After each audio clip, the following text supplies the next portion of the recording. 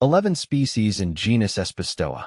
My fascination with the Espostoa genus, Ferb, have always been drawn to the unique beauty of cacti.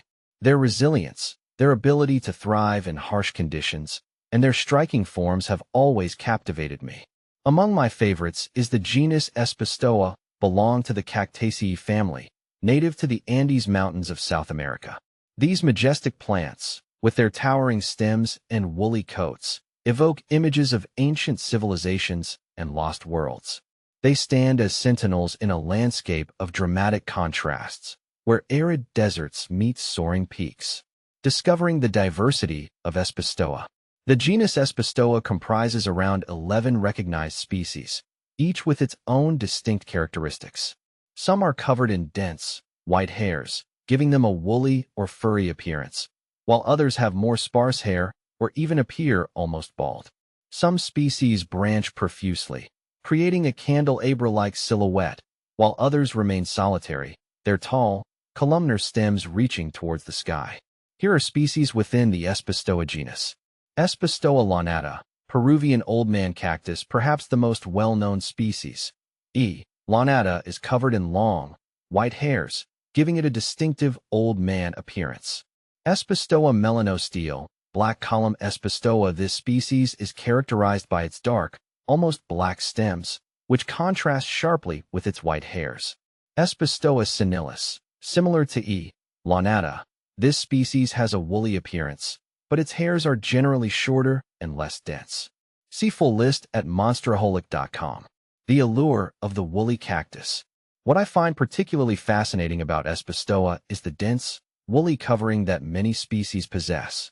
This woolly layer serves multiple purposes. It helps to protect the plant from the intense sunlight and temperature extremes of its high-altitude habitat. It also helps to reduce water loss, which is essential for survival in arid environments. And, in some cases, it may even play a role in attracting pollinators. The texture of this woolly covering is unlike anything else I've encountered in the plant world. It's soft and almost cotton-like, inviting you to touch it. But beware, hidden beneath this soft exterior are sharp spines that can give you a painful surprise. Espostoa in its natural habitat. In their natural habitat, Espostoa cacti are a vital part of the Andean ecosystem.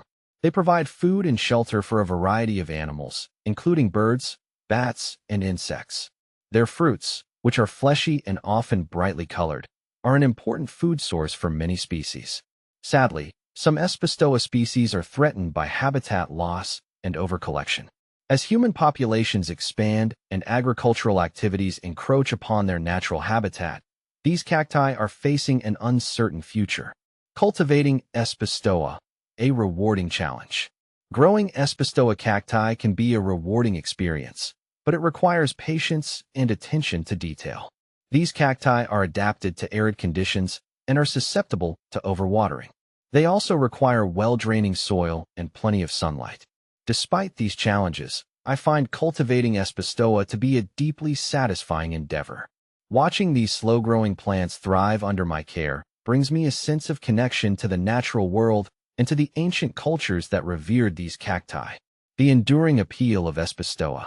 The Espostoa genus holds a special place in my heart. These cacti, with their unique beauty and resilience, embody the spirit of the Andes Mountains.